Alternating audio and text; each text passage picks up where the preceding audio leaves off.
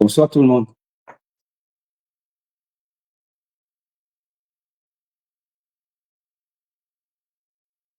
Je vais voir si je peux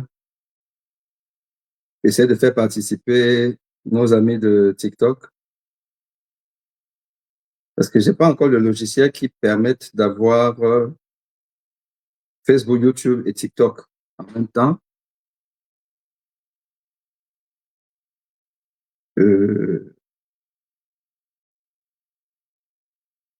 Alors.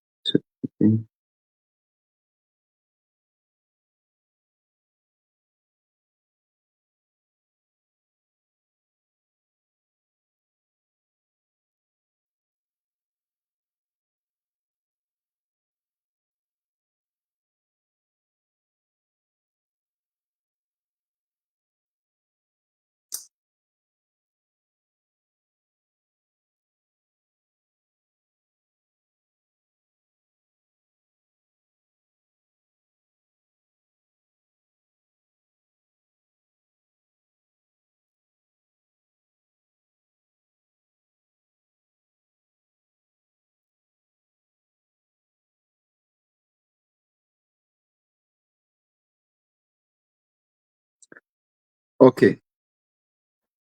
Donc là, si je fais ça, alors où est-ce que je vais mettre, je peux regarder ça. Si je mets, ouais.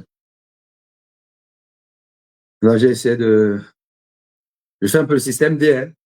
Je fais le système D avec, en mettant TikTok sur mon faux téléphone là que vous voyez. Je vous ai demandé de m'acheter un téléphone, vous ne voulez pas. Et alors, ça veut dire que pour vous suivre, je vais essayer d'aller. Je vais avoir je vais suivre le direct ici. Ah, c'est ça. Je suis le direct comme ça. Allez, si vous êtes là, mettez quand même un petit commentaire pour que je sache que je suis vraiment écouté. Mettez un commentaire et surtout partagez, tapotez, mettez des cœurs, parce que nous allons parler de quelque chose d'important. Nous allons parler de comment nous pouvons entrevoir l'avenir, non seulement de notre pays, le Cameroun, mais de notre continent. Donc, sécurisez le live, tapotez, mettez des cœurs, allez vous abonner sur mes pages, notamment ma page YouTube, qui traîne encore, hein, ça rame. Je viens juste de m'y mettre, mais ça rame, ça rame, ça rame. J'ai à peine 1000 abonnés, hein, mes frères. Comment vous faites aussi ça là? Allez vous abonner. Il y a je crois qu'il y a des sites, je ne sais pas si c'est des blogueurs, des gens qui font quand même du bon boulot, qui reprennent les lives de beaucoup de personnes et mettent euh, sur leur page. Et finalement, parce qu'ils ont quand même une certaine audience, et on finit par être vu, écouté. Parce que s'il faut juste que je me contente des 90 vues qu'il y a souvent sur mon YouTube, alors que dans les autres pages, des gens qui relaient, qui prennent entièrement, hein. Là, aujourd'hui, je sais que mes amis je ne sais pas comment ils s'appellent encore, 237 quelque chose, je sais qu'ils vont prendre ça. Quand ils vont faire les 4K de vues, moi, je serai peut-être avec mes 20K, là. Mes 20K, mais 20 vues. On va faire comment? Nous sommes des petits. Nous sommes des petits, mais qui avons besoin de vous. Nous avons besoin de votre soutien. Nous avons besoin que vous fassiez le petit effort qu'on vous demande. C'est de vous abonner à nos pages, de liker, de commenter et de partager. Partager, partager. Si nous voulons conquérir notre liberté, nous devons être soutenus. Nous devons être connus.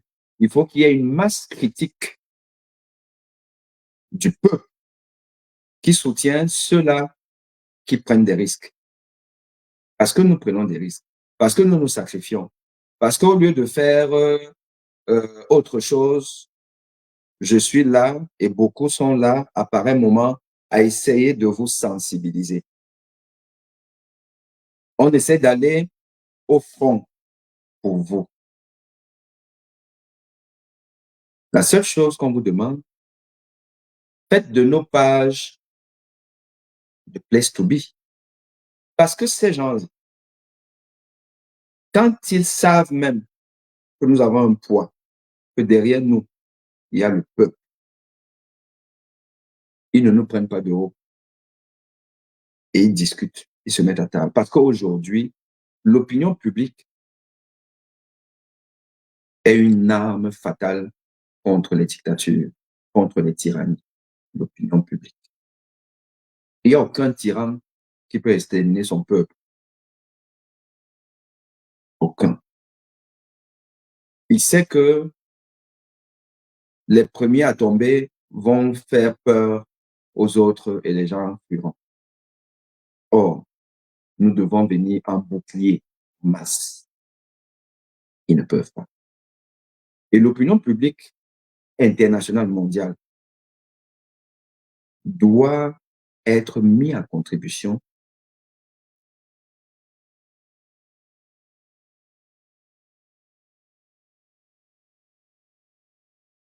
cette opinion publique doit réellement être mise en contribution pour que nous ayons l'adhésion de cette opinion publique. Autant nos dictatures, nos tyrannies s'en foutent d'une certaine manière, hein, s'en foutent un peu de leur opinion publique. Mais une opinion publique aseptique, une opinion publique spectatrice, une opinion publique euh, qui attend le cas suivant, au suivant. Et les dictatures africaines savent que, bon, ça va faire du buzz et puis ça va passer à autre chose. Alors que les opinions publiques occidentales, elles, tant que le problème n'est pas résolu, elles s'accrochent, elles demandent des comptes. Elles demandent des comptes à leurs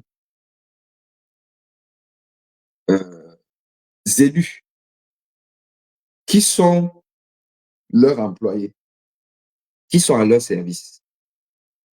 Un président français ne fait pas ce qu'il veut. Un président français ne peut pas se permettre, même dans son congé officiel, parce qu'ils ont tous droit à des congés, et c'est souvent euh, entre juillet et août. Et la résidence du président français, c'est le fort de Briançon, tout le monde le sait.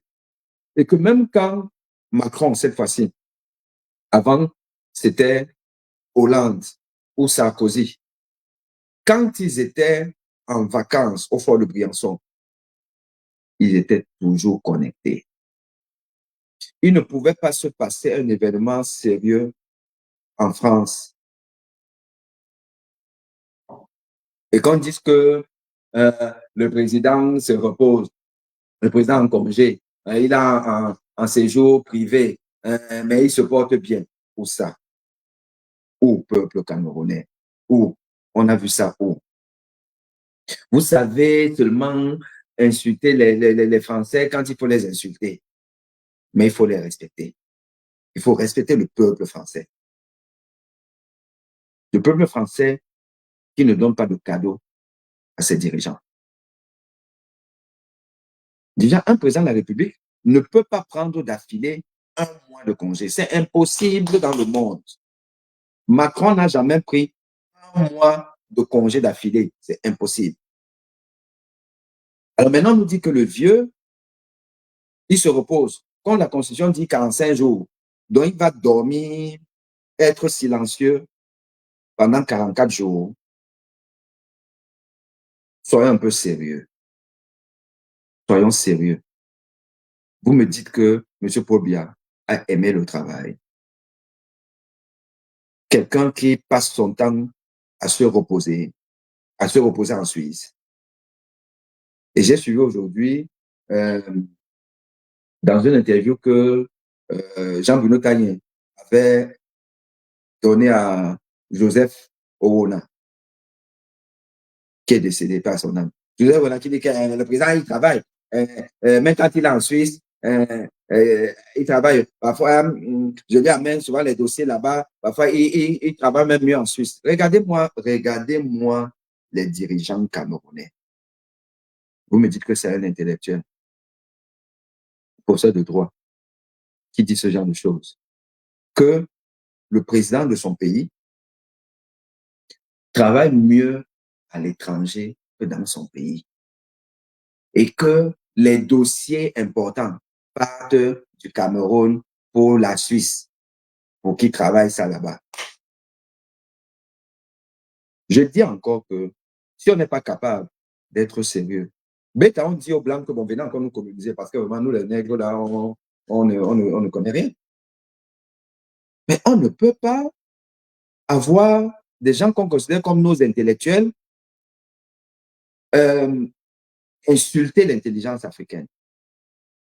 Est-ce que Macron peut passer son temps, allez, prenons même en Espagne ou au Canada, et qu'on nous dise qu'il travaille mieux étant à Montréal qu'à Paris.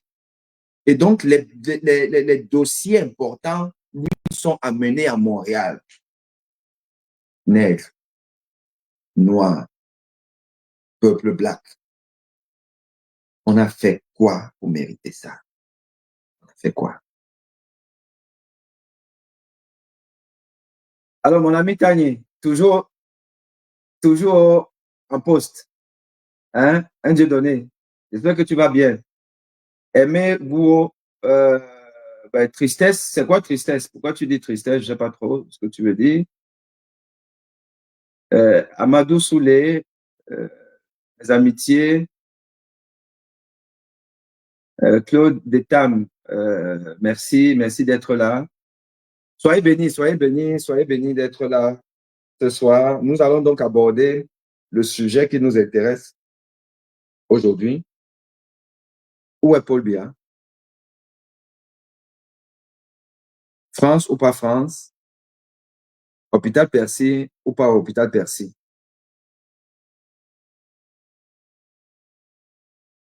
Et comme je vous ai dit, je me suis rendu à l'hôpital Percy aujourd'hui.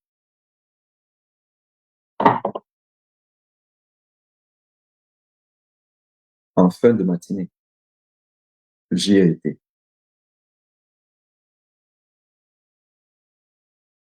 Et je partais pour rencontrer les autorités de cet hôpital, la direction de l'hôpital, pour discuter avec eux d'un certain nombre de choses en rapport avec le séjour supposé du président de la République du Cameroun dans cet hôpital. Je suis arrivé à l'hôpital, je me suis présenté à l'accueil.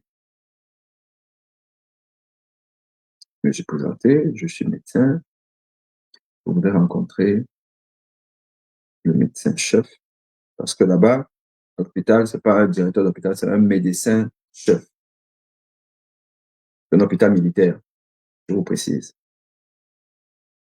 Pour discuter d'une situation en rapport avec un patient et tout ça. Bon. Et, et la dame de l'accueil m'a emmené à la direction. Et à la direction, où elle a appelé, dit à l'assistant de direction que bon, voilà, c'est un médecin et tout, il veut rencontrer.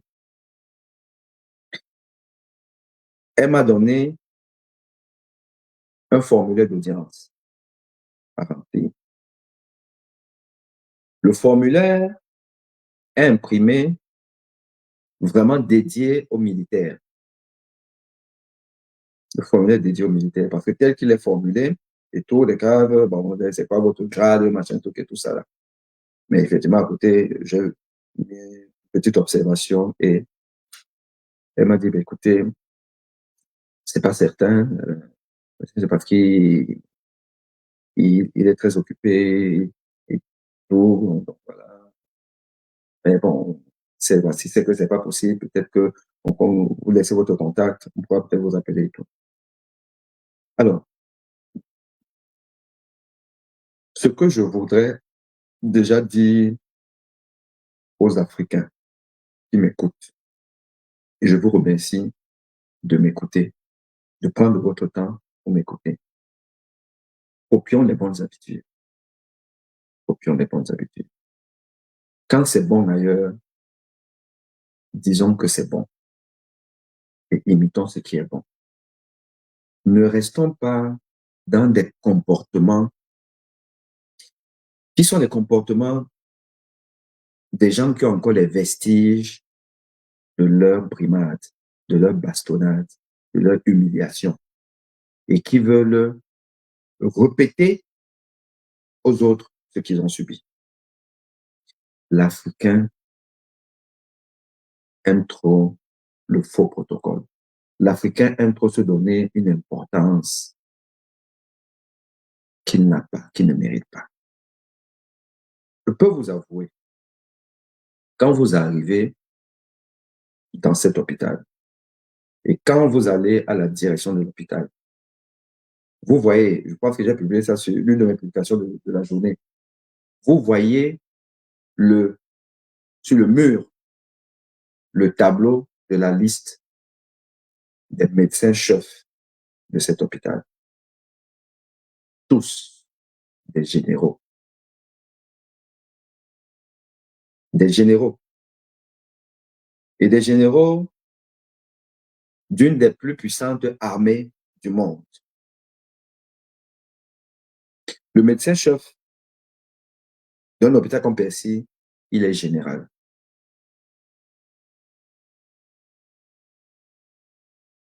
Son adjoint est colonel plus ou général.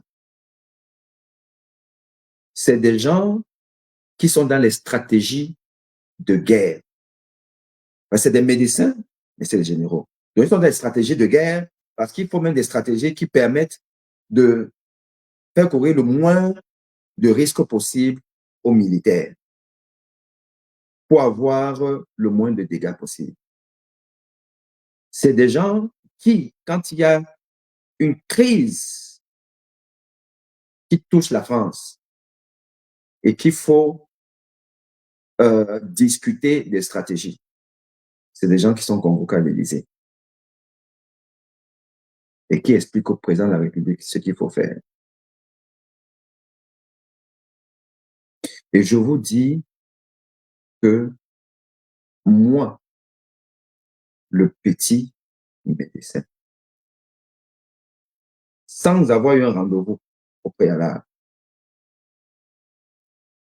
j'ai été reçu aujourd'hui par un général d'armée.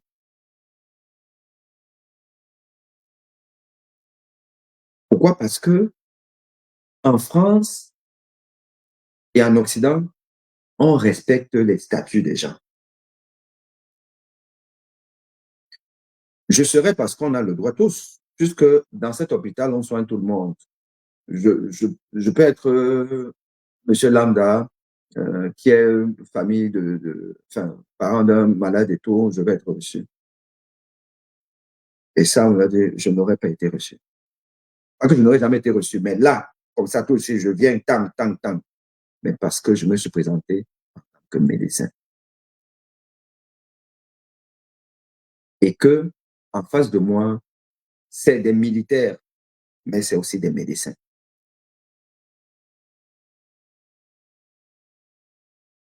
Et rapidement, on m'a donc dit que le médecin-chef, il est dans les réunions, c'est compliqué, mais que son adjoint va me recevoir. Enfin, on va demander, on va voir s'il peut vous recevoir. Donc, faites un tour à l'hôpital et tout. D'ici 10-15 minutes, je vous appelle. C'est l'assistant de direction. Okay? Je vous appelle si c'est bon ou si ce n'est pas bon. Comme ça, on reporte. 5 minutes après, elle dit, docteur, vous êtes où? Vous êtes encore là? Oui, le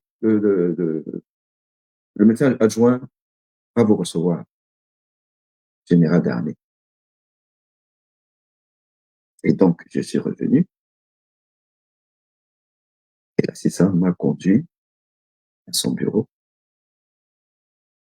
Et j'ai vu le général se lever, me saluer et me demander de m'asseoir. Alors, qu'est-ce qui va pas? Quel est le souci et tout? Mais j'avais déjà, dans ma demande, j'avais mis un peu l'objet. Voilà. Mais déjà, de prime abord, vous voyez un monsieur sportif, relativement jeune, qui n'a pas la bédaine de nos généraux du Cameroun, là, au ventre. Les gens sentent que même le sport, il n'a pas fait depuis, je ne sais pas combien d'années. Que s'il entend même que les balles sifflent quelque part, là, il va d'abord, enfin, il va marcher vite parce que courir, même, c'est compliqué. Non, ce n'est pas les généraux du Cameroun.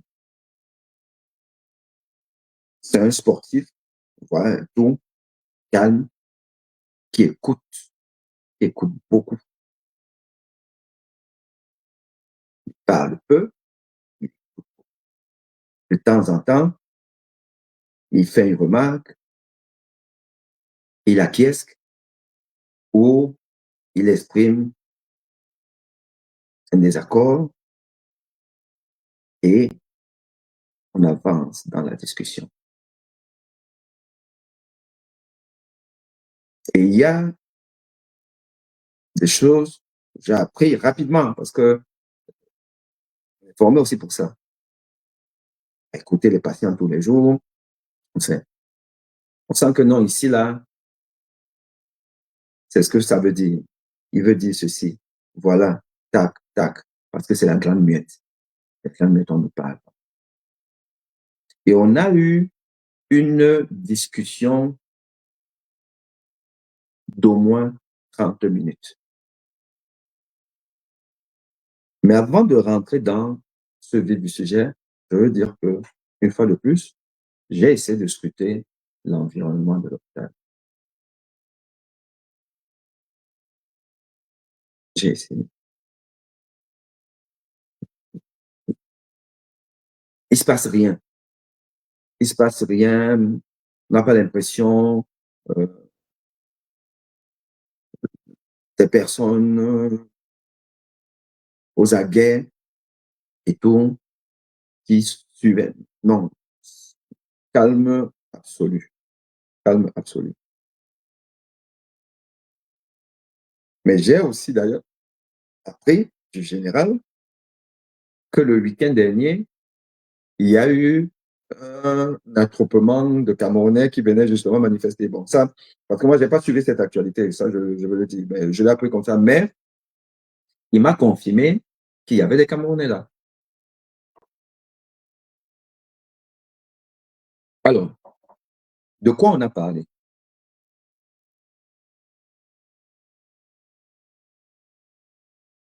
Dans ma demande pour justifier qu'on me reçoit avec l'urgence, j'avais dit que je venais parce que j'avais été là 2 jours avant. Et j'ai eu une discussion avec le médecin de la réanimation qui a opposé un refus. Non, dans la demande, j'ai dit que j'avais été là et il y a eu une situation anticonfraternelle avec le médecin de réanimation. J'aimerais qu'on en discute pour euh, trouver une solution et pour pas que je puisse aller euh, dans une action ordinale. Action ordinale, ça veut dire euh, action à l'ordre des médecins, parce que nous sommes j'ai par l'ordre des médecins. Mais je disais ça, je savais que j'étais en train de dire une connerie, que c'était pas une connerie, mais c'était pour justifier, motiver le fait que je voudrais être reçu le plus tôt possible. Et le général m'a fait la remarque. Quand on était dans la discussion, à un moment donné, je vous parlerai un peu de ça, c'est juste un petit boutade qu'on en a rigolé. Euh, dans la discussion, pour la discussion, à un moment donné, il me dit, ben, dans votre demande d'audience, vous avez évoqué la possibilité d'aller à l'ordre des médecins, mais vous savez que nous sommes un hôpital militaire, nous avons un régime spécial et nous ne sommes pas sous l'égide du ministère de la Santé, mais du ministère des Armées. C'est-à-dire que, monsieur, mon général, je sais. Je sais. Et donc, c'est-à-dire que je ne peux pas traduire un médecin militaire à l'ordre des médecins, qui est sous la tutelle du ministère de la Santé. Non, le ministère de la Défense. Je dirais que mon général, je le sais. Bon, je l'ai mis comme ça, juste parce qu'il fallait que j'écrive quelque chose, mais non, je sais tout. Bon, OK. Donc ça, on a botté en touche. Alors, quand j'ai pris la parole, j'ai dit aux responsables de l'hôpital que, en général, j'étais ici, là, il y a 2 jours, vers 21h. Je suis venu et je suis allé en réanimation. J'ai rencontré la réanimatrice. Je me suis présenté à elle et je lui ai dit pourquoi j'étais là.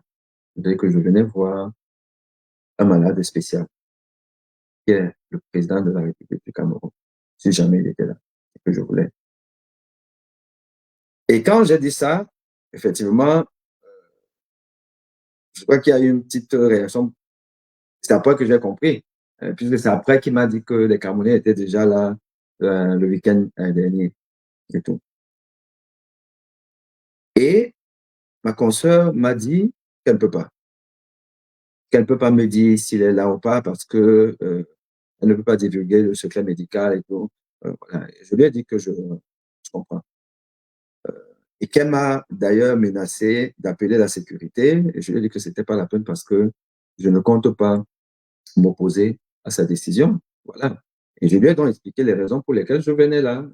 Parce qu'en fait, je lui ai expliqué que je viens là parce que j'ai la curiosité d'un Camerounais et j'ai la curiosité de quelqu'un qui est victime de ce système.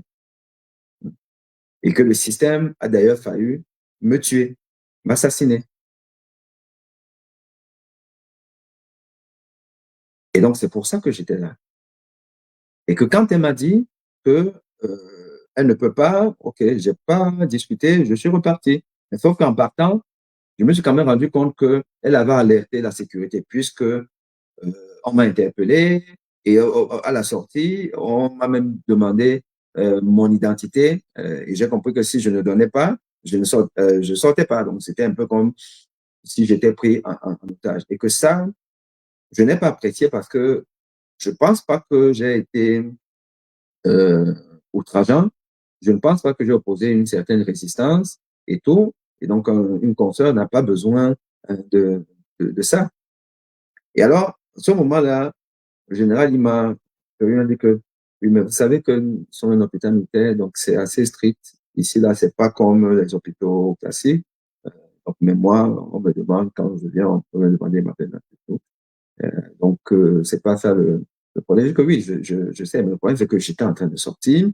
Bon, si je sors un peu, il n'y a pas eu un souci particulier, qu'il n'y a pas besoin de ça, mais je comprends que c'est à cause du motif de mon arrivée là.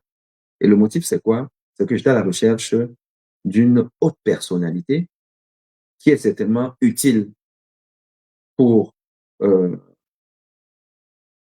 la France. Parce que, bon, général, comme vous le savez, nous souffrons des rapports entre la France et l'Afrique, que nous appelons communément la France-Afrique. Nous sommes victimes de la France-Afrique. Et on a du mal à comprendre que la France continue à héberger, cajoler, chouchouter les dictateurs d'Afrique. Vous savez qu'il y a la dictature en Afrique.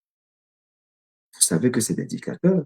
D'ailleurs, comment est-ce qu'on ne serait pas dictateur, un tyran, si on vient se soigner en France ou en Suisse ou ailleurs,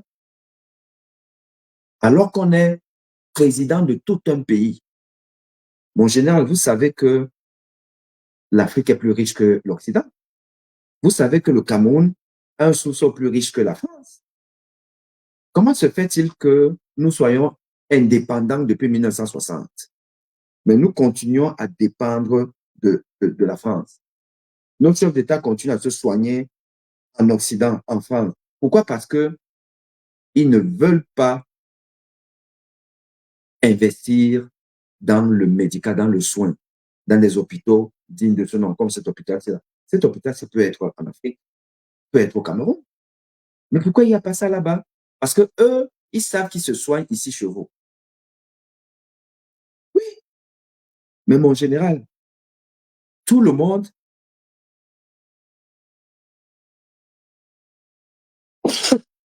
ne peut pas se soigner en France. Il est là parce qu'il écoute beaucoup. Il parle peu. Et il me dit à un moment donné, oui, mais vous savez que on est obligé de soigner tout le monde. On ne peut pas refuser de soigner quelqu'un qui se présente à nous. Voilà, vous le savez. Vous savez, par exemple, que vous ne pouvez pas refuser de soigner un malade. Et là, j'étais content de sa question. Puisque c'est une question qui a fait l'actualité au Cameroun récemment. Vous vous souvenez, quand l'artiste Aïdjo Mamadou était malade et après il est même décédé, et que j'ai fait une sortie pour dire que, je ne vais pas dire Asia, et que les gens qui adoubent la dictature de M. Paul Biya ne peuvent pas avoir ma sympathie. Et j'étais dans le ressentiment d'un citoyen, je n'étais pas dans le ressentiment d'un médecin, mais puisque forcément, on fait un lien entre Aimé Boni et puis le docteur Boni ou professeur Boni.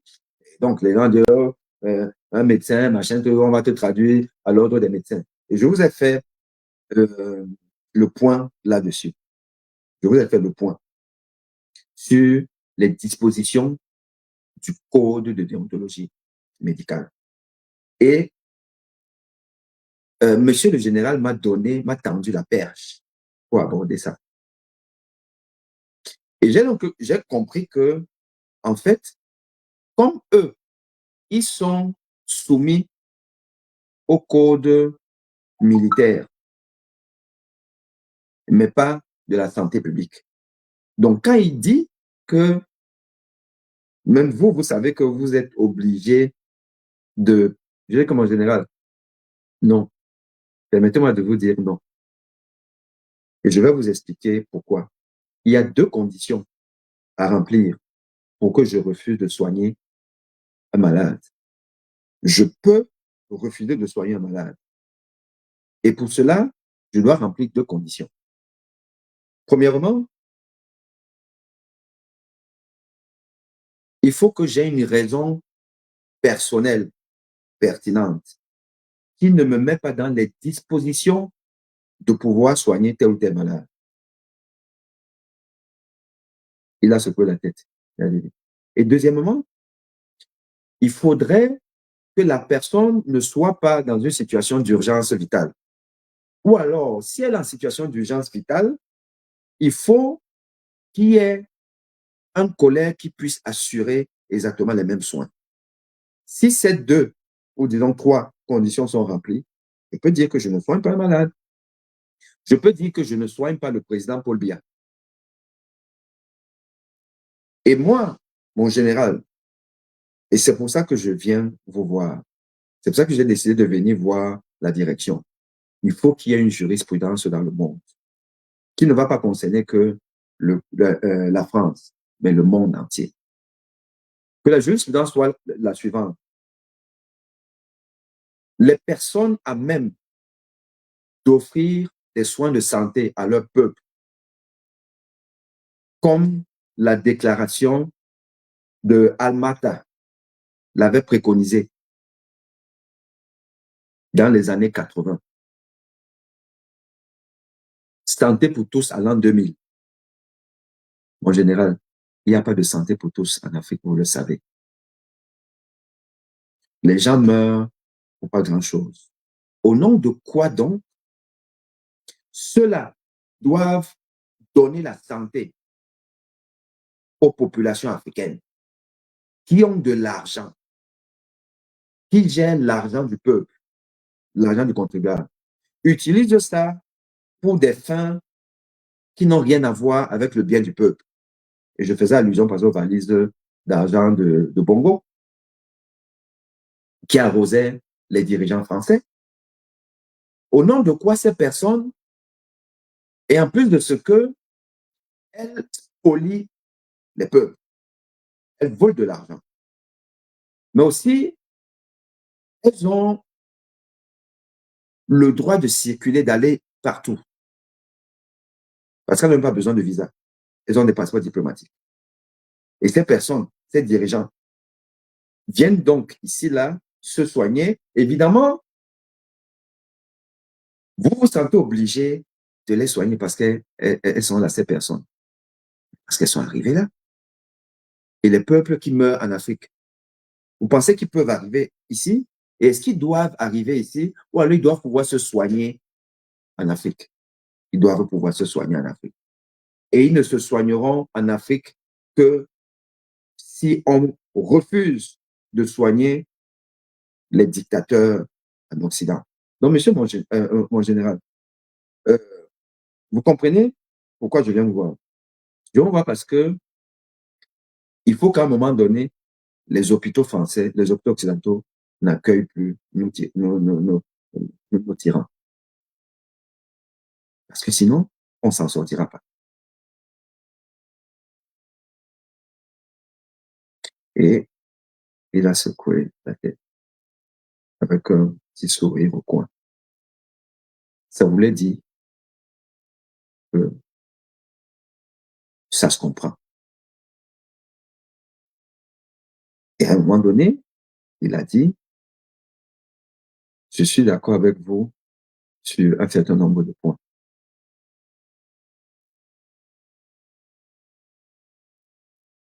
Ça veut dire ce que ça veut dire.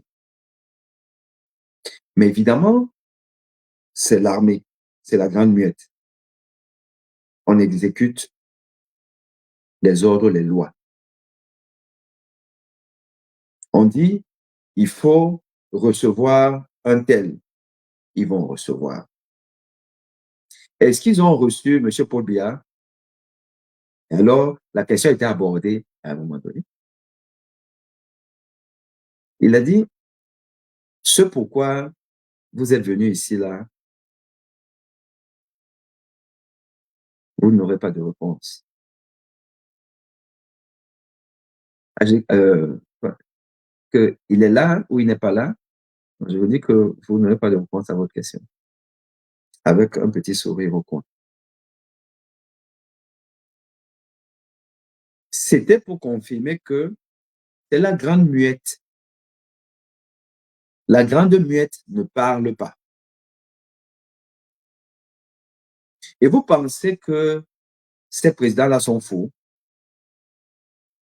Ils vont dans des hôpitaux militaires parce que c'est la grande muette. Il a même fallu un peu de temps pour que l'information du séjour de Chirac à Percy soit divulguée. Or, c'était quand même le président de la France, avec tous les journalistes qui ont toutes les entrées possibles. Voilà. À plus forte raison, si c'est un dictateur africain qui n'intéresse pas plus que ça, tous les journalistes, enfin, aller chercher, mais une fois que l'information arrive, ils vont l'avancer. Mais bon, ils ne vont pas trop chercher. Donc, nos tyrans le savent.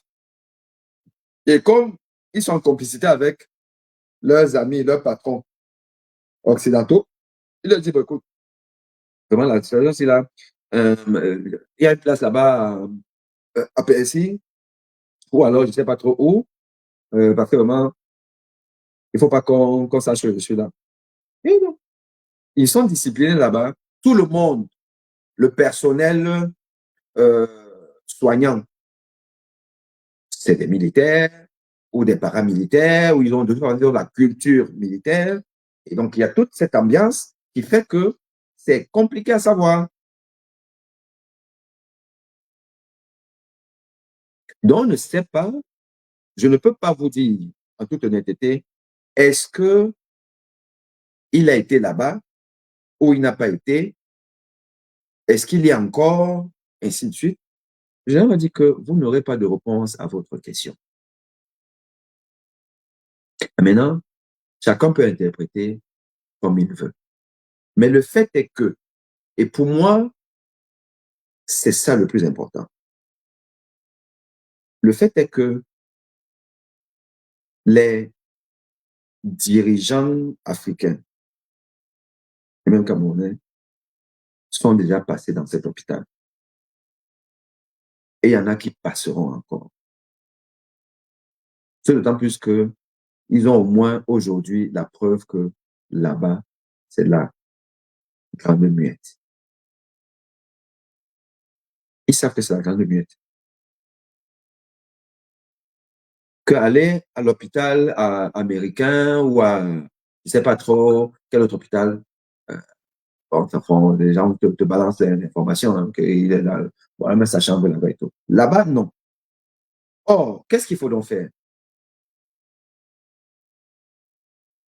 Il faut mener des actions, pas des actions de coup d'éclat, euh, one shot, comme il y a donc eu le week-end dernier, et il me l'a dit. Parce que bon, les gens sont venus le week-end dernier, ils en ont fait peut-être le bruit tout. So what? So what? What else? Ils sont restés dans le coin. Alors que là, ce qui est certain, c'est que les militaires, hein, et donc je peux vous assurer que le rapport est déjà monté. Hein. Le rapport est déjà monté qu'il y a un médecin camerounais qui est venu là pour comprendre et pour s'insurger contre le fait que nous continuons soigner les dictateurs africains. Parce que je lui ai dit que, mon général, soyons sérieux, pendant que vous soignez nos dictateurs, vous participez à la mort des peuples africains qui ne peuvent pas se soigner parce qu'il n'y a pas des hôpitaux là-bas dignes de ce nom. Vous voyez qu'il y a une co-responsabilité. Et il y a même une question humanitaire, de droits de l'homme. Je vous assure que l'homme a regardé, il a secoué la tête. Il a dit, peuple africain, cessons d'être dispersés, cessons d'être des embrouillés, des agités. Non. Les gens qui vivent en Occident, qui connaissent les codes de l'Occident, savent que les grandes victoires se gagnent dans la méthode. Dans la méthode. en essayant de s'appuyer sur le droit, sur les lois. Ou alors, quand il y a une vacuité, provoquer la jurisprudence. La diaspora africaine doit s'organiser. Je me répète, la diaspora africaine doit s'organiser. Il y a beaucoup de compétences. Et les compétences doivent se mettre ensemble pour arriver à renverser l'ordre des choses. Je peux vous assurer que aujourd'hui, j'ai la conviction d'avoir été compris. Dans le sens où ma venue à l'hôpital 2 jours avant, aujourd'hui, la hiérarchie a compris pourquoi ce monsieur était là. Parce que, à un moment donné, il a insisté sur le fait que, ben, vous savez que vous êtes médecin, vous savez que euh, vous ne pouvez pas venir pour ce pourquoi vous êtes venu. Vous savez qu'il y a le respect du secret et tout. Je dis comme en général. Vous imaginez que je le sais. Vous imaginez que quand je venais, je le savais. Mais vous savez aussi que l'être humain peut braver tous les interdits du monde pour sauver sa peau. Moi, j'ai failli mourir. J'ai failli être assassiné. Et j'ai perdu et je perdrai encore des membres de ma famille pour le manque de soins dans mon pays. Et vous comprenez que celui qui est capable de résoudre tous ces problèmes-là, si j'apprends qu'il est quelque part chez vous, je vais venir. Avec l'espoir qu'on ne sait jamais, je vais le voir et lui demander, Monsieur le Président, êtes-vous sérieux? Êtes-vous un humain? Savez-vous qu'on tue les gens dans votre pays pour leur opinion? Savez-vous qu'on assassine les journalistes, les, les enseignants, la société civile, quand on ne vous fait pas allégeance? Savez-vous qu'on meurt au manque d'aspirine dans votre pays? Monsieur le Président, comment vous faites ça? Je dis que mon général, en venant ici, c'est avec la conviction que si je le vois, je lui poserai ces questions. Ce n'était pas dans l'intention d'être violent, de le brutaliser. Non, mais poser de manière républicaine des questions que normalement un peuple doit pouvoir poser à son président. Mais c'est un président qui est absent. C'est un roi. C'est un roi inaccessible au Cameroun. Mais il peut aller se mouiller à la cérémonie d'ouverture des Jeux Olympiques, se mouiller sous la pluie. Mais au Cameroun, vous ne pouvez pas le voir. Donc, si je ne peux pas le voir au Cameroun et que j'apprends qu'il est en France, en général, je viens. Donc, vous comprenez un peu le sentiment qui m'animait quand je venais ici. Ça se comprend. Donc, en réalité, il y a une fenêtre de tir pour provoquer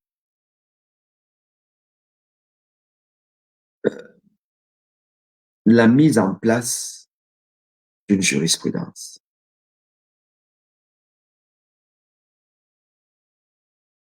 Et ça passe par une réflexion globale entre le côté sanitaire de la chose, le côté juridique de la chose, le côté humanitaire de la chose et beaucoup de choses pour qu'on arrive à démontrer que ce n'est pas aux militaires, eux ils sont là pour exécuter, mais aux hommes politiques, à l'opinion publique, à la société civile occidentale, qu'on ne peut pas continuer à spolier les Africains par un tourisme médical qui ne profite qu'aux élus. Parce que si vous avez un problème compliqué en Afrique, vous êtes un citoyen lambda, vous allez crever. Pendant que le mec qui a même des revenus, un statut lui permettant de se débrouiller pour venir payer ses soins en France, lui, il va bénéficier de la caisse commune des évacuations sanitaires. Et que ça, pour quelle raison même, il devrait avoir des évacuations sanitaires vers l'Europe? Pourquoi? Qu'est-ce qui manque? Les Africains ne sont pas suffisamment intelligents pour pouvoir réaliser toutes les prouesses, tous les soins, toutes les opérations. Ils sont intelligents. Pour preuve, beaucoup travaillent en Occident. Aux États-Unis, au UK, au Canada, en France, en Belgique, partout, vous avez des Africains. La seule chose qui manque, c'est l'équipement. L'équipement, c'est l'État. Il faut financer les soins. Et au lieu de le faire, eux, ils viennent chez vous.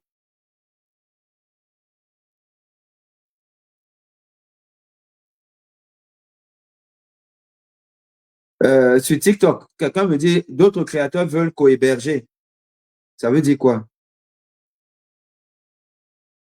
Accepter ou pas accepter, je ne sais pas trop ce que ça veut dire.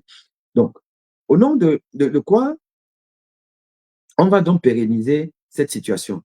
Et nous, les Africains, cessons de subir, cessons de subir, cessons de subir. Parce que là, actuellement, on crie, on pleure, oh, il est où, il a Percy, oh, il n'est pas à Percy, oh, il est en Suisse, un machin, truc là, et tout. Après, demain, comme peut-être par miracle pour lui, il va réapparaître au Cameroun. Oh, ben, il est en forme, il est debout, machin, truc là.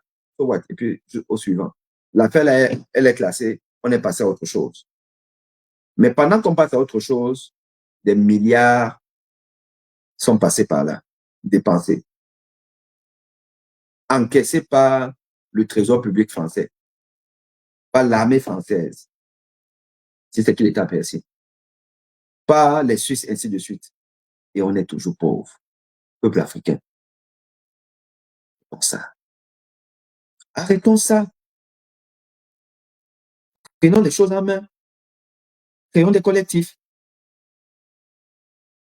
Écrivons des mémorandums. Allons rencontrer les politiques. Parce que ce que j'ai eu aujourd'hui en rencontrant le général d'armée, en fait, c'était juste parce que c'est l'hôpital. Et puis bon, qu'ils sachent que, bon, voilà, voici ce qu'on pense, voici ce que je pense. Et que ceux qui sont venus là le week-end, qui ont fait du boucan, comprenez pourquoi ils font du boucan. Enfin, je ne sais pas s'ils ont fait du boucan, mais pourquoi ils sont venus là? Parce que ce n'est pas possible. On a envie d'être chez nous, de vivre en Afrique, vivre paisiblement en Afrique.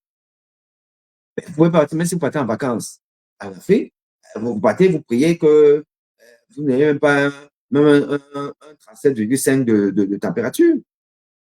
Parce que si ça arrive directement, ouais, les gens cherchent déjà le, mon billet d'avion là, bon, je vais à, je ne sais pas de quelle compagnie pour changer ça et pour anticiper son retour en France. Ce n'est pas normal. Nous ne pouvons pas vivre en 2024 comme nous avons vécu en 1970, en 1980, 1990. Les Africains ne peuvent pas accepter qu'ils soient perpétuellement spoliés.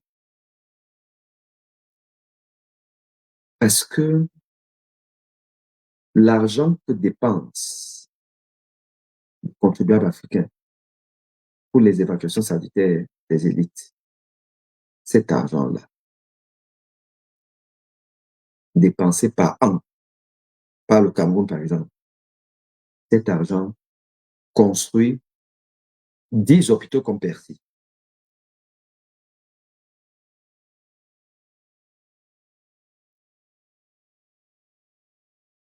Alors, comment peut-on expliquer qu'on accepte ça? Moi, j'ai par exemple dit que il suffit que les Africains soient solidaires. Dans cet élan collectif pour lutter contre le tourisme médical des dirigeants africains. que le collectif des médecins et des paramédicaux décide de gréver. Décide de gréver. Parce que si le corps médical africain, et avec, il y aura une solidarité des Français, parce qu'on sait que le Français, euh, de tous les jours, là, qui vous côtoie, il est humain. C'est les hommes politiques qui ont d'autres ambitions, d'autres velléités. Parce qu'ils savent que une France pauvre va être compliquée pour eux. Et donc, ils essaient de tirer les bénéfices qui viennent ci et là, et notamment de leurs précarés africains.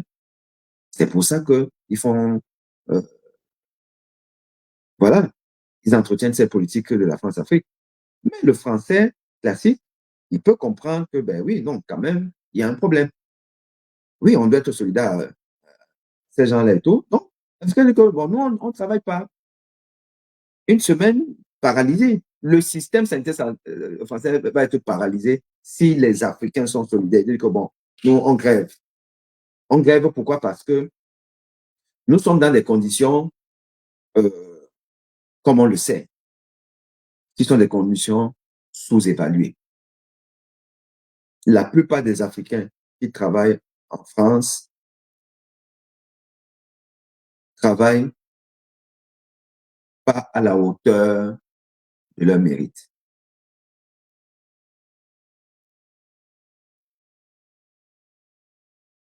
Il faut vraiment se battre et s'être fait violence. Donc, ils seraient plus heureux en Afrique avec la reconnaissance qui va avec si les conditions de travail et de rémunération étaient meilleures. L'immigration, le saignement des pays africains vers l'Europe, le Canada notamment, mais c'est dû au fait qu'il y a la tyrannie dans nos pays. Qui dit tyrannie dit mauvaise gouvernance. Donc nous devons pouvoir euh, gérer ce problème.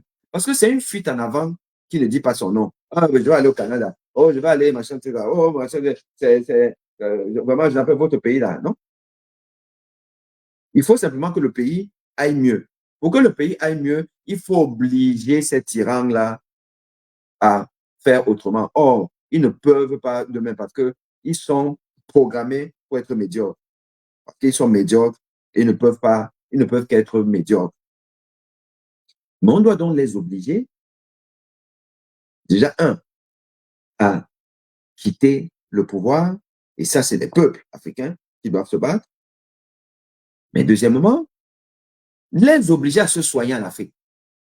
Parce que si maintenant, Kobia ne peut plus se soigner en Europe, il va être obligé de construire des hôpitaux au Cameroun. Et nous devons donc obliger les Occidentaux, les hommes politiques, les parlements à voir le problème sous un autre angle. Sinon, on paralyse le système. Si tous les Africains qui travaillent en Angleterre disent que, bon, eux, ils laissent l'affaire là pendant une semaine, le système anglais va être paralysé. Et ça, c'est vrai partout. Donc, ayons des actions ordonnées, coordonnées, qui appellent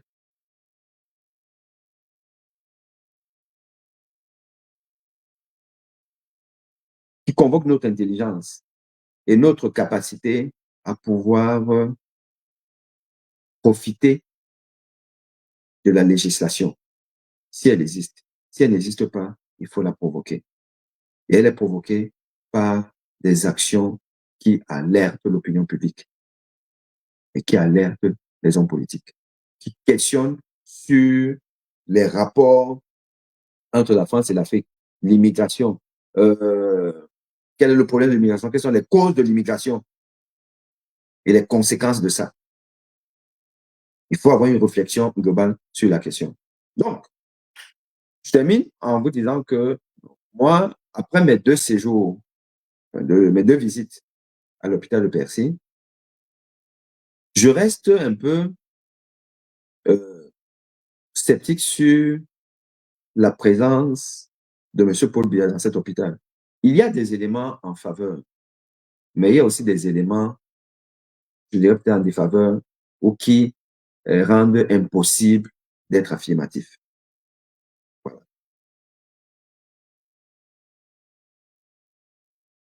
Mais dans tous les cas de figure, j'ai au moins une conviction. C'est que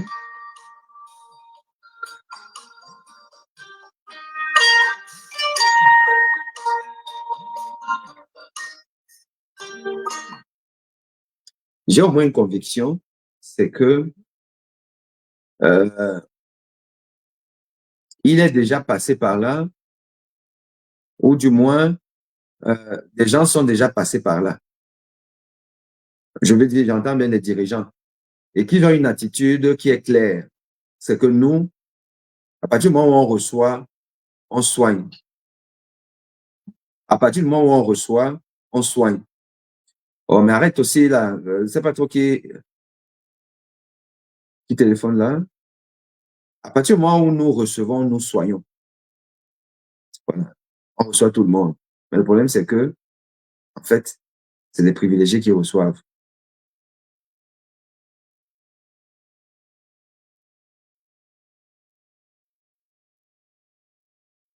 C'est les privilégiés qui le reçoivent. Les privilégiés africains de la dictature africaine, ils reçoivent.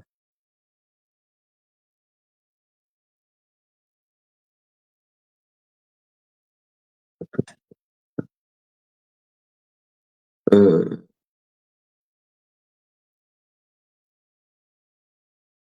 et nous devons les amener à ne plus recevoir les privilégiés. S'ils veulent, on va les amener,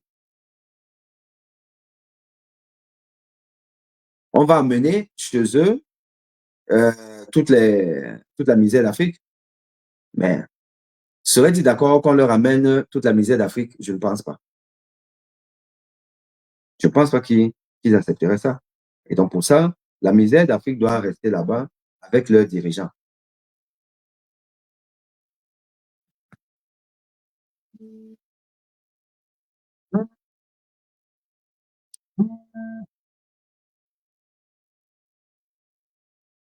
La misère africaine doit rester là-bas avec leurs dirigeants. OK? Euh, donc, qu'est-ce qu'on va faire demain si le président africain, enfin, camerounais réapparaît? Allons-nous juste nous dire que, bon, voilà, il est là, il est en forme et tout, ou alors nous allons quand même questionner cette absence interminable qui a quand même duré, qui aura duré presque 45 jours. Est-il possible, est-il concevable qu'un peuple africain accepte une telle absence de son dirigeant? On était habitué à ça. Mais oui, il nous habitue à ça. Mais sommes-nous obligés de continuer à l'accepter? Devons-nous aller encore vers une pénitence de 7 ans l'année prochaine où les absences vont être de plus en plus répétées? Non. À un moment donné, peuple africain, peuple camerounais, il faut savoir s'arrêter. Il faut savoir dire stop. Il faut savoir dire stop. Et nous devons le dire de manière ordonnée et d'une seule voix. Par la présence aux urnes, carte d'électeur, venez, faites votre job. Une fois que vous avez fait votre job, les hommes politiques doivent faire le leur. La sécurisation des votes et être dans la contestation si jamais il y a matière à contester. Avec un peuple qui va être solidaire. Et à la diaspora, il faut aller vers ceux-là qui sont considérés comme les bénéficiaires de la mauvaise gouvernance de nos dictatures. des hommes politiques occidentaux, notamment français. Il faut aller vers eux, leur demander d'arrêter ça. Il faut s'organiser. Il faut faire du lobbying. Et il faut sensibiliser l'opinion publique française et occidentale. Il faut provoquer la tenue des débats dans les commissions parlementaires. Qu'une loi soit votée. Et on ne va pas me dire que non, au nom de quoi on peut interdire à un être humain de venir se soigner. Non.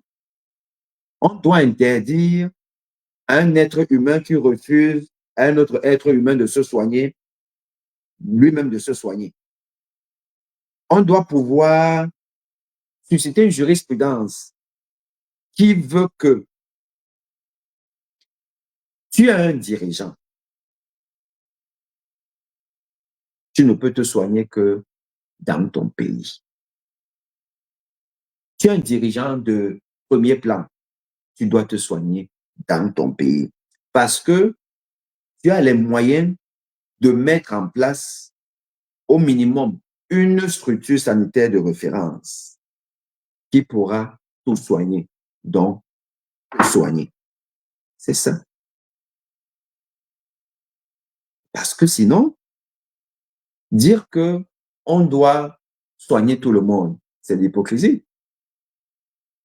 Puisqu'il y a la barrière des visas. Le Camerounais lambda, même s'il a les moyens, ses petits moyens, qui peut prendre l'avion pour venir ici, là, il n'a pas de visa. Mais le dictateur a le visa pour venir là. Donc, c'est l'hypocrisie occidentale qui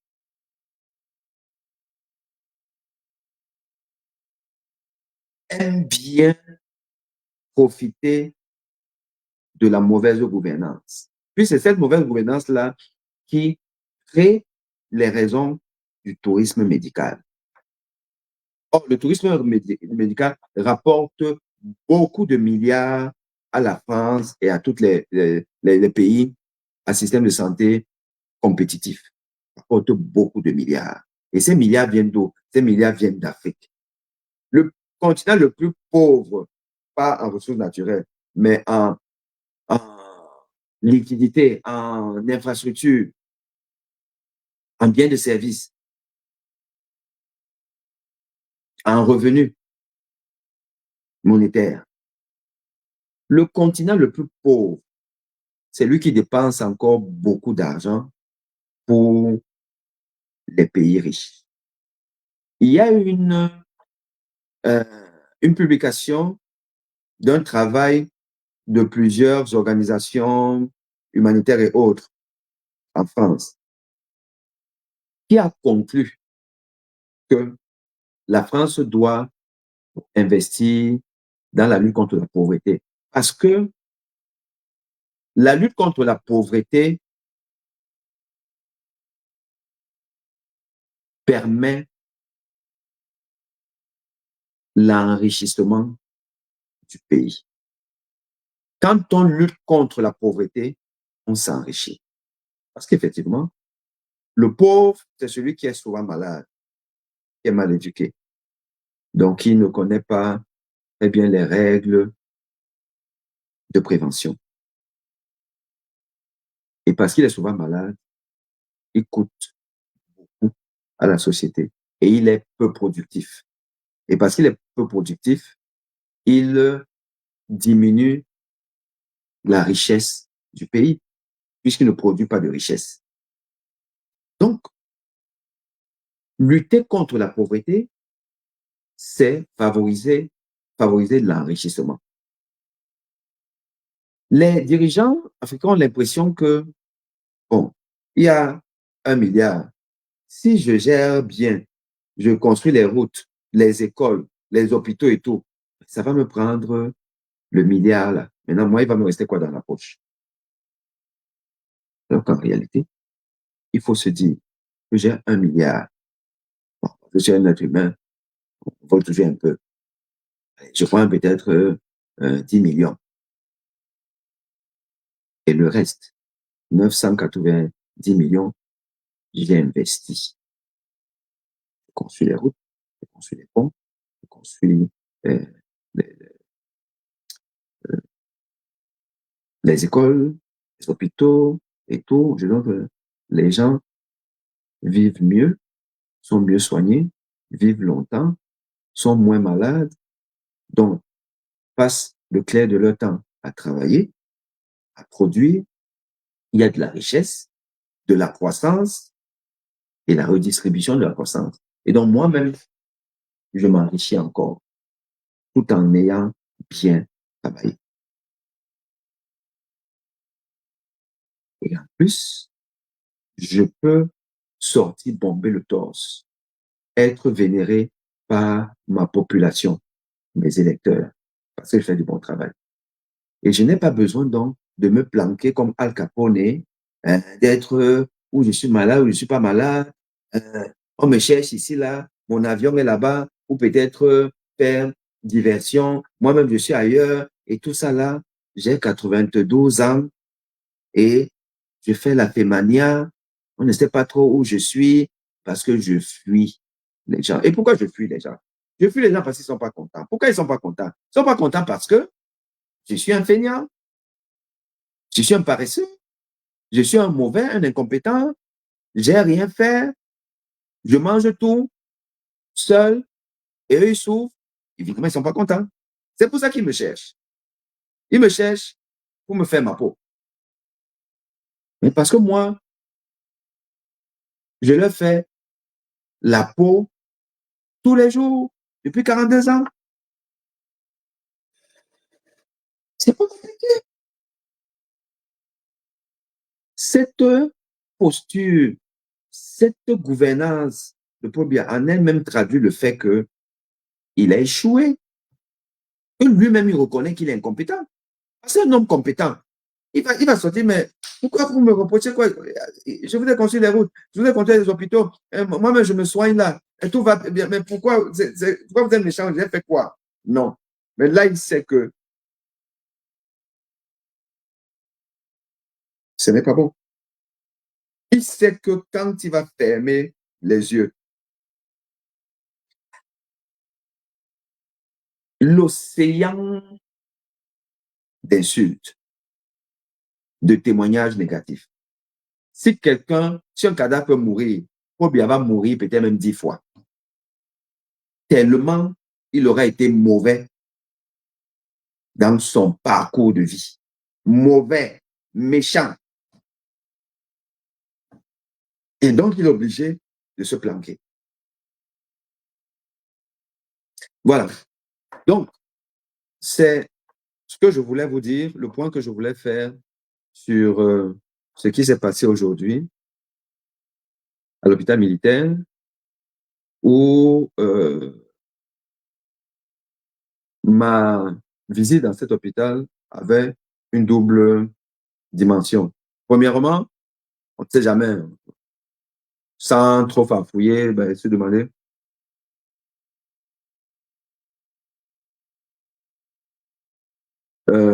se demander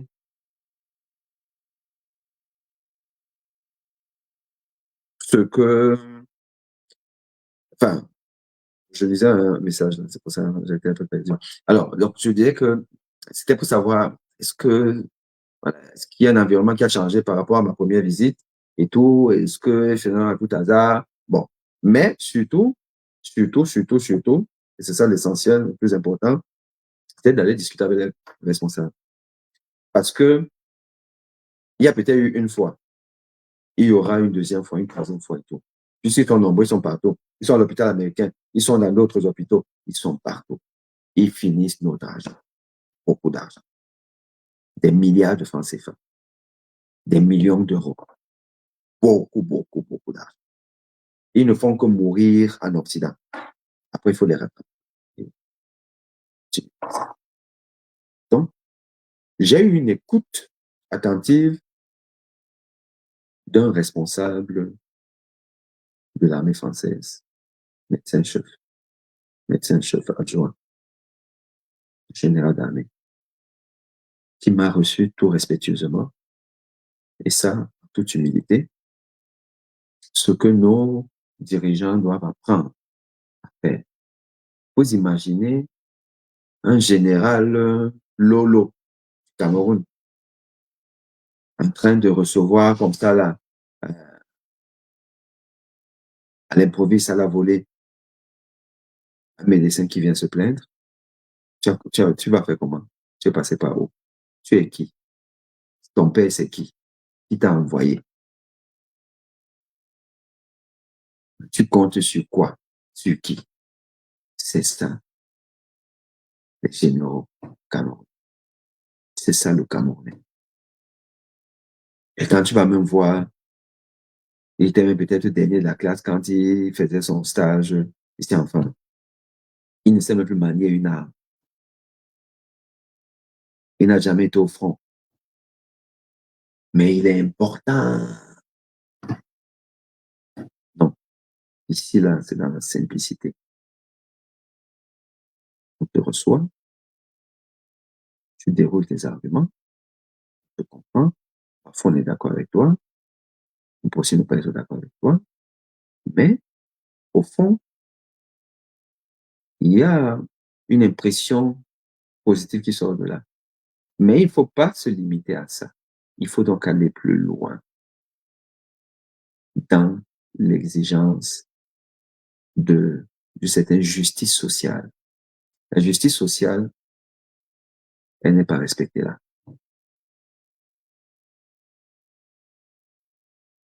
Elle n'est pas respectée parce que, en France, tout citoyen peut se soigner, avoir le même niveau de soins que le président de la République. En France, tout citoyen, même un sans-papier, peut avoir le même niveau de soins que le président de la République. Parce que il peut se faire soigner dans tous les hôpitaux, même le Percy là. L'hôpital Percy, tout le monde peut se soigner là-bas. Tout le monde peut se soigner à Georges Pompidou, à Pitié-Salpêtrière, au CHU de Marseille, machin, tout le monde peut. Et c'est dans ces hôpitaux que le président de la République se soigne. Quand je travaillais à l'hôpital Georges Pompidou, Madame François Mitterrand, elle était veuve déjà à l'époque, se soignait là-bas sous une autre identité. Bon, elle vient plus souvent comme ça, mais se soignait là-bas. Pensez pas qu'ils se soignent au ciel, ils ont une navette qui les amène là-bas. Non, c'est là, c'est dans les hôpitaux où nous travaillons. C'est là qu'ils se soignent. Mais au Cameroun, c'est du mystique. Ça va faire comment pour que Paul Biya se soigne à l'hôpital à Kentini? Ça va commencer par où? Le ministre de la Santé même, il va faire comment pour se soigner à l'hôpital de son ami, la Kentini? Se soigner là où tout le monde est? Non. Il va prendre l'avion pour venir dans un hôpital, parfois même, voilà, normal ici, là, parce que déjà, il ne faut pas se mélanger avec les gens. Les Africains, apprenons à gouverner différemment. Soyons humbles, simples. Soyons simples. C'est en plus, tous ces gens-là qui nous dirigent, qui à un moment de leur vie ont été en Occident, et ils ont vécu dans la simplicité ici, là, de leurs enseignants, de leurs patrons et tout, dans la simplicité. Dès qu'ils rentrent là-bas chez nous, tu peux un peu saluer quelqu'un.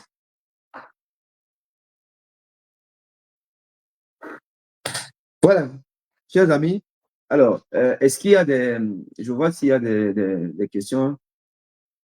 Alors, Dieudonné dit, il n'y a pas d'homme politique au Cameroun. Il y a juste des opportunistes qui attendent leur tour.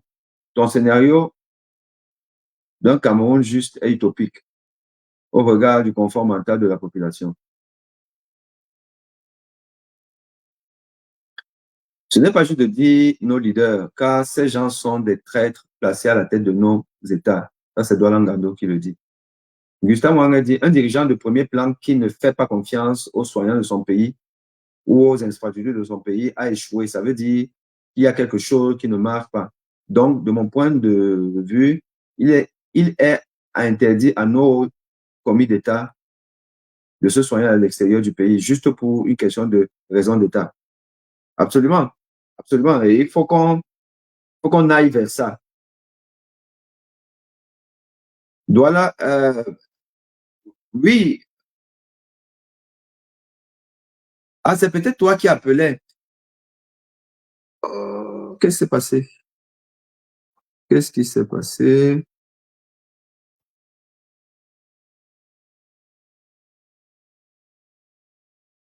Qu'est-ce qui s'est passé? Ah, c'est encore là. Oui. Alors, pour ouvrir le live,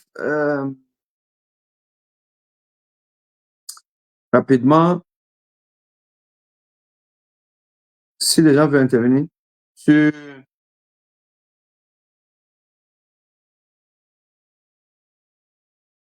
sur TikTok, ce serait.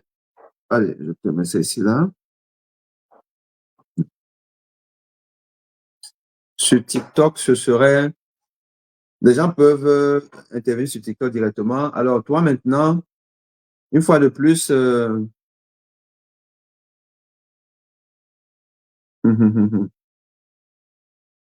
non, parce qu'il me faut un deuxième téléphone. Il faut un deuxième téléphone portable pour que les gens puissent appeler. Parce que tu n'arrives pas, comme tu n'as pas, je pense que c'est ça, non? Tu n'as pas StreamYard. Donc, même si je mets le lien, tu peux pas intervenir par là. Bon, donc, je ne sais pas. Alors, Féno, de mémoire, Aïdjo avait une vision plus patriotique de ses centres de santé. Et Yaoundé école et ça, il a fait le CUS. L'un n'est plus vraiment à des dirigeants africains qui, un coup, viennent se réfugier en Occident. Des généralistes disent arrêtez de toujours accuser nos dirigeants. Ils ont la majeure partie des torts, c'est vrai, mais les Camerounais ne sont pas exempts de reproches. Mes amis de la diaspora, pour commencer, arrêtez d'envoyer de l'argent à vos frères. Quoi et poivrons au pays. Ce sera un bon début pour les forcer à se sortir des doigts du, voilà, et se battre pour le changement. Ah, voilà, c'est toi qui as appelé, donc c'est toi qui as appelé. Mais le problème, c'est que je suis sur, c'est ça le problème. J'ai vu que, donc, c'est toi qui appelais. Mais comme je suis sur TikTok avec ce téléphone-là, malheureusement, ce ne sera pas possible cette fois-ci. Mais je vais trouver une solution parce qu'il me faut soit je trouve l'application qui permet d'avoir toutes les plateformes sur une même diffusion. Parce que StreamYard n'a pas ça, malheureusement. StreamYard permet YouTube, Facebook et d'autres comme LinkedIn, mais pas TikTok. Donc, il me faut une application qui permettra de diffuser sur les trois en même temps. Donc, ça fait que euh, il y aura toujours la possibilité de m'avoir à partir du téléphone portable. Alors, avant ça, est-ce qu'il y avait quoi?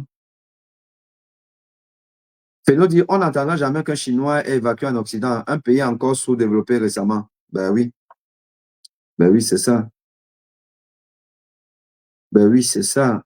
Claude Etan, c'est pour cette condition donc qu'il a été transféré là-bas pour sa fin, permettant la stratégie d'organiser notre maintenance dans le système Ojula, France-Afrique. Voilà la seule raison que nous n'aurons plus la nouvelle de M. Biya. Cette année, attendons la surprise qui se profile à disait, mais comment ça? C'est ça qu'on nous a dit. Il y a le communiqué des membres du gouvernement non, qui disent qu'il va bien et qu'il va incessamment rentrer et qu'on sait que justement, il a intérêt à rentrer avant euh, la deadline des 45 jours et que c'est donc pour bientôt. Bon, on nous dit qu'il va bien et qu'il va rentrer. Euh, donc, ce monsieur-là, c'est un miraculé. Hein.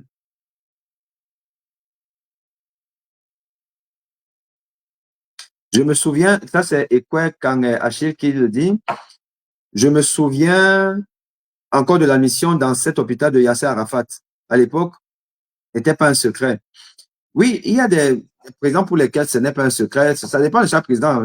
Si un président veut en faire un secret, bon, il fait la demande, les gens se débrouillent, mais on finit juste par savoir. Et puis, Yasser Arafat, n'oublions pas que c'était quand même compliqué de, de taire, enfin, de garder secret Yasser Arafat. Yasser Arafat, c'est pas Paul Biya. Hein? Paul Biya, tu demandes à un Français lambda qui est Paul Biya, il ne sait pas. C'est un président anonyme. C'est nous, les Africains, les Camerounais, nous le connaissons parce que, bon, c'est quand même rigolo. Ou bien alors les Français qui ont entendu parler de lui, ils entendent que, bon, il y a un type là, il a 92 ans, il est toujours président depuis 42 ans. Mais sinon, euh, il n'intéresse personne. Il intéresse Macron, mais il n'intéresse pas l'opinion publique. Oh, Yasser Arafat, ça c'est autre chose. Voilà, donc Yasser Arafat, oui. Alors,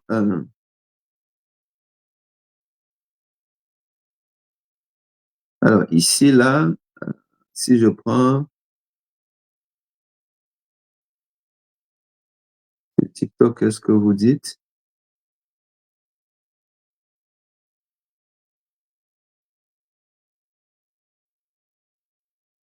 Bonsoir, savez-vous en France quel compte on pourra ouvrir avec une carte consulaire?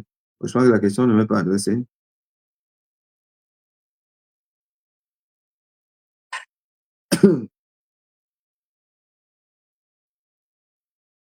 Et les débiles vont continuer à soutenir cette imposture. Pourtant, ce sont les médecins africains qui prodiguent ces soins en Occident. Ces soins en Occident. Oui, je vous dis que beaucoup de médecins africains soignent les Africains, les dirigeants africains en France, hein, parce que ils sont partout, on est partout. Euh, on a tous eu à soigner des hauts dirigeants de nos pays. Hein. Et quand ils sont là, ils se font tout petits. Et tu rentres quand? Tu rentres quand? Tu rentres quand? N'importe quoi. Une fois que tu es rentré là-bas, tu constates qu'il n'en a rien à cirer parce que toi, tu es rentré, mais lui continue à venir. Et il va voir d'autres Africains ou des Blancs, il va toujours se soigner là.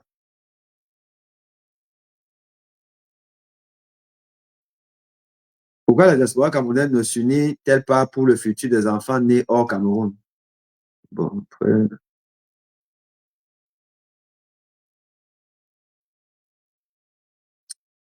euh, malheureusement, nous avons encore du mal à mettre nos intérêts personnels de côté au profit de tous. Oui, ça, c'est le propre du Camerounais particulièrement. Euh, et forcément, parce qu'il y a des hôpitaux, le quartier vient en Europe. Nos grands hommes d'affaires, nos grands médecins, pourquoi ne pas mutualiser les ressources pour construire des grands hôpitaux chez nous? Mutualiser les ressources, c'est le rôle de l'État. Il y a des structures privées, mais qui ont des moyens qu'elles ont, ces structures-là. Mais de manière générale, la santé est un domaine régalien de l'État. Il y a de l'argent. Il faut mettre de l'argent pour construire des hôpitaux, des vrais hôpitaux. Voilà, il y a de l'argent. Il faut qu'on cesse toujours de ceux qui disent, oh, le privé, oh, la diaspora et tout. Quelle diaspora? La diaspora a déjà même du mal à arriver au Cameroun parce que la double nationalité n'existe pas. Les, les visas sont chers, et ainsi de suite. C'est l'État. Et le problème aussi du peuple, c'est que le peuple est toujours dans la fuite en avant. Pourquoi vous ne vous réunissez pas pour machin? Qui doit se réunir? Pendant ce temps, les dirigeants continuent à bouffer, à voler. Oui. Et que quand vous venez même, vous, les gens de la diaspora, vous venez avec un projet, vous savez comment ça se passe. On va vous tourner, vous torpiller, machin, truc. Si vous ne donnez pas des bacs chiches et tout, rien ne se passe. Non. L'État doit prendre ses responsabilités. Et pour ça, il faut juste un bon dirigeant. Il faut un bon dirigeant, il faut un dirigeant visionnaire qui dit que bon, moi, voici ma direction. Dans un an, dans 5 ans, dans 10 ans, je dois arriver à tel endroit. C'est tout. Paul Biya. Aïe, Dieu nous a tués. Aïe, Dieu nous a tués. Aïe, Dieu nous a tués. Mal mauvais. Bon, chers amis, allez, je vous dis merci.